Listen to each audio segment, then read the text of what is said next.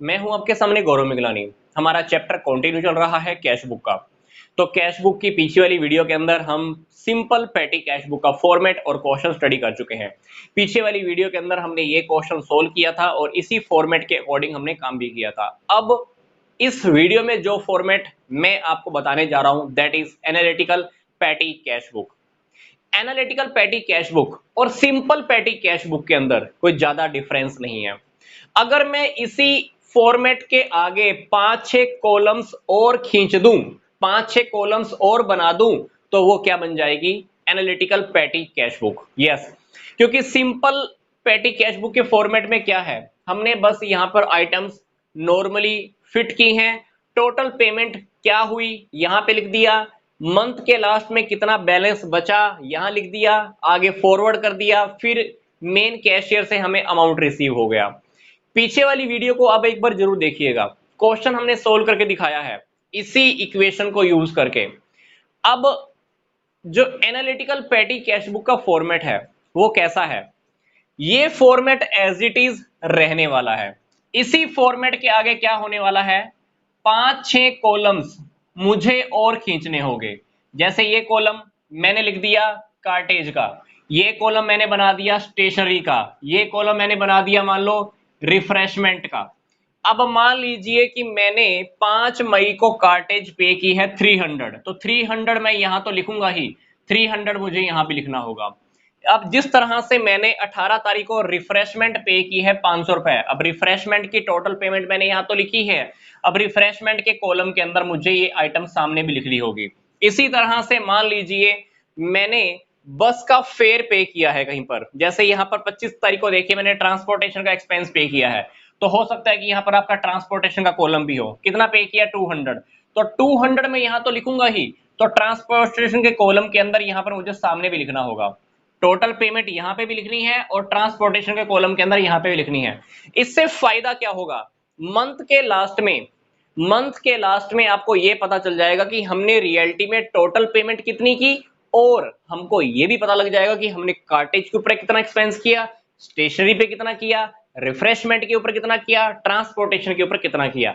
मतलब हम petty cash book के इस फॉर्मेट को एनालिटिकल पैटी कैश बुक क्यों बोलते हैं, क्योंकि हमें पूरा अच्छे से एनालिसिस भी हो जाता है कि हमने टोटल पेमेंट कितनी की, ये तो पता लग ही गया, पर उसके अकॉर्डिंग हमें यह भी पता चल जाता है कि हमने पार्टिकुलर एक आइटम के ऊपर कितनी पेमेंट की, स्टेशनरी के ऊपर 500 रुपए खर्च किए या मंथ में 700 रुपए खर्च किए, ये भी बहुत अच्छे से पता लग जाता है। इसलिए पैटी कैश बुक के इस फॉर्मेट को हम बोलते हैं एनालिटिकल पैटी कैश बुक। तो अब हम इसका एक प्रैक्टिकल क्वेश्चंस भी देख लेते हैं। अब हम चेंजेस देख लेते हैं कि हमने फॉर्मेट में क्या चेंजेस किए हैं। यहां तक का फॉर्मेट पहले की तरह है, ये 6 कॉलम 1 2 3 4 5 6 मैंने और बना दिए हैं। पहला पोस्टेज का, कोरियर का भी यहीं पे लिखना है आपको, stationery, conveyance, cartage, refreshment, miscellaneous. मतलब इन 5 कॉलम्स के अंदर जो अमाउंट नहीं लिख पाओगे आप, वो आपको मिसलेनियस में लिख देना है। तो अब हम क्वेश्चन सोल्व कर लेते हैं। मान लीजिए ये डेटा हमको गिवन है 2013 का, तो 2013 मार्च 1 को हमें मेन कैशियर से 6000 रुपए रिसीव हुए हैं। तो आप क्या लिखोगे, टू कैश अकाउंट, डेट क्या है 2013 मार्च 1, मार्च की फर्स्ट डेट को हमें मेन कैशियर से कितना रिसीव हुए हैं 6000, तो आप 6000 यहां लिख दीजिए, यहां पर डेट मेंशन कर दीजिए और यहां पर क्या लिखना है, टू कैश अकाउंट। आगे देखिए, अब हमने मार्च 1 से लेकर मार्च 31 तक के सारे एक्सपेंसेस को पेटी कैश बुक के अंदर लिखना है। तो हमको क्या करना है, मार्च 1 को सबसे पहले स्टेशनरी का एक्सपेंस पे करना है। स्टेशनरी हमने कितनी परचेज की है, यहां पर पूरा लिखना, मैं शॉर्टकट में लिख रहा हूं, बाय स्टेशनरी अकाउंट आपने कितना पे किया है स्टेशनरी का, 80 रुपीज। वाउचर नंबर हमारे पास 4 कंटिन्यू चल रहे हैं, 11 12 13 14 नंबर, ठीक है। तो हमने अमाउंट भी एक बार सारा एक साथ लिख ही देते हैं, 80 75 85 640। अब ये 75 रुपीज मैंने किसके पे किए हैं, पोस्टेज के, तो ये पोस्टेज का अमाउंट भी आप लिख दीजिए। फिर है बस फेयर, फिर है हमारे पास स्नैक्स, अब आपने क्या किया, ध्यान से देखिए, जो अमाउंट इनसे रिलेटेड था ये चारों अमाउंट आपने यहां तो लिख ही दिए। अब ये चारों की चारों आइटम हमारी मार्च फर्स्ट की है। अब आपको क्या करना है, ध्यान रखना है, स्टेशनरी का अमाउंट आपने यहां तो लिख ही दिया। अब स्टेशनरी का ये 80 रुपीज का अमाउंट आपको स्टेशनरी वाले कॉलम में भी लिखना है। इसी तरह से पोस्टेज के आपने 75 यहां पे तो लिख ही दिए। अब यहाँ पे पोस्टेज के पार्टिकुलर वाले कॉलम में भी लिखना है, क्योंकि ये पार्टिकुलर पोस्टेज का और कोरियर का कॉलम बना हुआ है। बस फेयर के कितने पे किए हमने, 85, तो बस फेयर का हमारा यहाँ पर कन्वेंस वाले कॉलम में आ जाएगा। आगे स्नैक्स के हमने 640 पे किए हैं, यहां तो लिखना ही है। अब ये रिफ्रेशमेंट के कॉलम के अंदर आपको बिल्कुल सामने लिखना है 640। तो ये है हमारी एनालिटिकल पेटी कैश बुक। तो इसके अंदर मैंने क्या किया, टोटल पेमेंट आपको यहां तो लिखनी ही है, और जो इनके पार्टिकुलर कॉलम बने हुए हैं उनके अंदर भी आपको अमाउंट फिट करना होता है। आगे देखिए, अब हमारे पास डेटा गिवन है मार्च 3 का। मार्च 3 को हमने दो पेमेंट की हैं। पहला है स्पीड पोस्ट, तो आप यहां पे स्पीड पोस्ट लिख सकते हैं। और फिर है हमारे पास कार्टेज का, तो बाय कार्टेज, स्पेलिंग आप पूरी लिखना। ये दोनों आइटम मार्च 3 की हैं। वाउचर नंबर आपको सामने लिखने होंगे, मार्च 15 और मार्च 16। वाउचर नंबर आपको सामने लिखने हैं 15 और 16 नंबर, सॉरी ये वाउचर नंबर है, डेट हमको यहाँ मेंशन करनी है, वाउचर नंबर आपको यहाँ लिखना है। अब स्पीड पोस्ट के देखिए आपने कितने पे किए हैं, 25, और आपने कार्टेज के कितने पे किए हैं, 100। अब स्पीड पोस्ट को आप यहां कोरियर वाले कॉलम में लिख सकते हैं। और ये जो हमने आगे कार्टेज के पे किए हैं, कार्टेज वाला जो 100 रुपीज का अमाउंट है ये आपका कार्टेज वाले कॉलम में ही चला जाएगा। तो यहां पर आप कार्टेज का अमाउंट लिख दीजिएगा। तो मार्च 3 की भी एंट्री मैंने कर दी। अब हमको करनी है मार्च 6 की एंट्रीज। मार्च 6 के हमारे पास दो वाउचर हैं, वाउचर नंबर 17 और वाउचर नंबर 18। वाउचर नंबर 17 किसका है, क्लीनिंग एक्सपेंसेस का, तो क्लीनिंग एक्सपेंसेस लिख दीजिए। और मार्च 6 को ही हमने एक एक्सपेंस और किया है रेवेन्यू स्टैम्प्स का, तो ये भी आप लिख दीजिए। तो क्लीनिंग के एक्सपेंसेस कितने हैं, 67, अमाउंट फिट कर दिया। रेवेन्यू स्टैम्प कितने की हैं, 105। अब इनका नेचर देखना होगा कि इनको हम इनके कौन से पार्टिकुलर कॉलम में लिखें। अब ये हमारा क्लीनिंग एक्सपेंस है। अब क्लीनिंग एक्सपेंस का हमारे पास कोई भी कॉलम नहीं है, तो क्लीनिंग एक्सपेंस के ये 67 रुपीज आपके सीधा मिसलेनियस वाले कॉलम में चले जाएंगे, क्योंकि मिसलेनियस वाले कॉलम का काम यही है कि जो आइटम इन 5 कॉलम के अंदर आप फिट नहीं कर पाते हो वो आप मिसलेनियस में लिख दीजिए। आगे देखिए, हमने रेवेन्यू स्टैम्प्स परचेज की हैं, तो रेवेन्यू स्टैम्प्स का टॉपिक भी आप पोस्टेज के कॉलम में लिख सकते हो। ये मैंने पोस्टेज के कॉलम में ही रेवेन्यू स्टैम्प भी दिखा दिया। तो ये मार्च 6 की हमारे पास दो आइटम्स हो गई। आगे देखिए मार्च 12। मार्च 12 को हमने 3 आइटम्स की पेमेंट की है, वाउचर नंबर 19, 20, 21। तो मार्च 12 को 3 आइटम हमारे पास हैं, तो इसलिए मैं 3 बार बाय लिख रहा हूं। पहली पेमेंट है आपकी रिफ्रेशमेंट की, तो बाय रिफ्रेशमेंट। सेकंड है पोस्टेज। थर्ड है हमारे पास कोरियर की। ठीक है, अब रिफ्रेशमेंट का जो खर्चा है वो देखिए कितना है। रिफ्रेशमेंट का खर्चा है हमारा 110 का, फिर है 35, फिर कोरियर के चार्जेस हैं 10। तो यहां पर देखिए पोस्टेज एंड कोरियर के एक्सपेंस तो आप इकट्ठे यहां पर लिख ही सकते हो 45। पोस्टेज एंड कोरियर के एक्सपेंस मैंने टोटल करके 45 लिख दीजिए, या आप 35 या 10 लिखना चाहते हो तो तब भी लिख सकते हैं। रिफ्रेशमेंट के कितने हैं, 110, तो ये रिफ्रेशमेंट के कॉलम के अंदर सीधा चले जाएंगे। रिफ्रेशमेंट का कॉलम हमारे पास ये है, तो रिफ्रेशमेंट के कॉलम में सीधे चले जाएंगे। इसी तरह से अब आपको क्या करना है, मार्च 16 की पेमेंट लिखनी है। मार्च 16 को आपने पेन एंड पेंसिल परचेज की है, तो पेन एंड पेंसिल।